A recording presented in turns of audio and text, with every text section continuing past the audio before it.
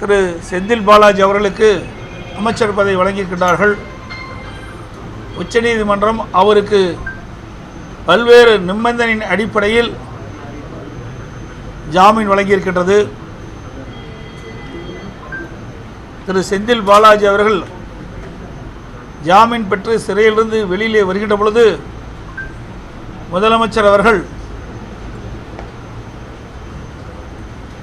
சகோதரர் செந்தில் பாலாஜியை வருக வருக என வரவேற்கிறேன் என்றும் உன் தியாகம் பெரிது, உறுதி அதனினும் பெரிது என்று குறிப்பிட்டுள்ளார். ஆக திரு செந்தில் பாலாஜிக்கு முக்கியத்துவம் கொடுக்கின்றார். திரு செந்தில் பாலாஜி அவர்களும் முதலமைச்சருடைய பரிந்துரையின்படி அமைச்சராக பொறுப்பேற்றுகின்றார். உச்சநீதிமன்றம் விதிக்கப்பட்டுள்ள நிபந்தனையை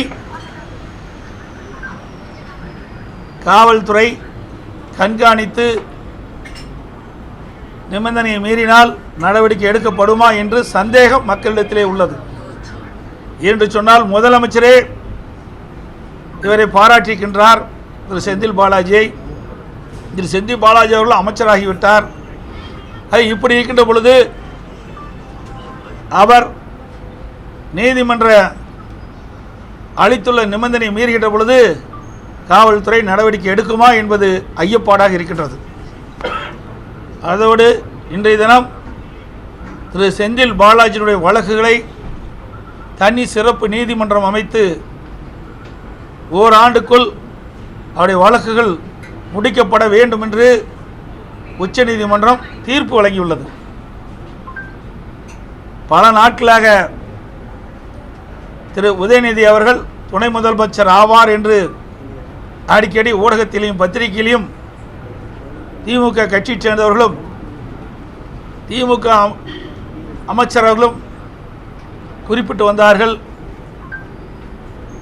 தற்போது முதலமைச்சர் அவர்கள் திரு உதயநிதி அவர்களுக்கு துணை முதலமைச்சர் வழங்கியிருக்கின்றார்.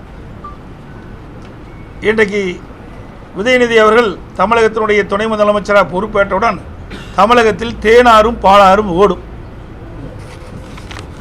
சார், அவங்க தரப்பு பல்வேறு முன்னுதாரணங்களை வைக்கிறாங்க. இப்போ பாஜக திடீர்னு அண்ணாமலையை கொண்டு வந்தாங்க, அதே போல எம்ஜிஆர் இறப்புக்கு பிறகு ஜானகி அவர்கள் உடனடியாக கொண்டு வரப்பட்டாங்க அப்படின்னு சொல்லி பல்வேறு உதாரணங்களை வைக்கிறாங்க. வெவ்வேறு தான் வந்திருக்கிறாங்க. அண்ணாமலைங்கிறது அவர் ஒன்றும் அரசியல் வாரிசு கிடையாது. ஆனால் திரு ஸ்டாலின் அவர்கள் யார்? திரு கருணாநிதி அவருடைய மகன். உதயநிதி யார்? திரு கருணாநிதியுடைய பேரன், திரு ஸ்டாலினுடைய மகன். வாரிசு அரசியல். அதே வருகின்ற சட்டமன்ற தேர்தலில் இந்த வாரிசு அரசியலுக்கு ஒரு முற்றுப்புள்ளி வைப்பார்கள் மக்கள். ஏன்னா அது மன்னர் பரம்பரை போல் ஆகிவிட்டது. ஆட்சி அதிகாரம் ஒரு குடும்பத்திலே சிக்கி தமிழகம் சின்ன பின்னம் ஆவதற்கு மக்கள் ஒருபோதும் இடமளிக்க மாட்டார்கள் என்று நான் நினைக்கின்றேன், கருதுகிறேன். திமுகவை சேர்ந்த மூத்த அமைச்சர்கள் வாரிசு அரசியலை செய்யாதவங்க இதை பற்றி விமர்சிக்கட்டும் அப்படின்னு சொல்றாங்க. நான் வாரிசு அரசியல் எனக்கு கிடையாது. இப்போ நான் தான் உங்கள்கிட்ட கருத்து பேசிட்டு இருக்கிறேன்.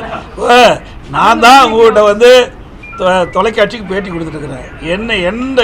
என்னுடைய சம்பந்தப்பட்ட கேள்வி கேட்டீங்களா சரியா இருக்கு.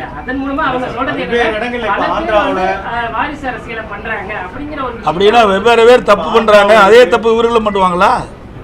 ஒருவர் தப்பு பண்றாங்கன்னா மற்றவர்களும் அதே தப்பு பண்ணலாமா? இவர்கள் தானே முன்னாடி என்ன சொன்னாங்க? திரு நேரு அவர்கள், திருமதி இந்திரா காந்தி அவர்கள், ராஜீவ் காந்தி அவர்கள் வருகின்ற பொழுதெல்லாம் திரு கருணாநிதி என்ன சொன்னார்? குடும்ப ஆட்சி நடக்குன்னு சொன்னார்ல, வாரிசு அரசியல் நடக்குன்னு சொன்னார்ல. இப்போ திமுகவில் அப்படித்தான் நடக்குது. செய்திகளை உடனுக்குடன் தெரிந்து கொள்ள உடனே சப்ஸ்கிரைப் பண்ணுங்க.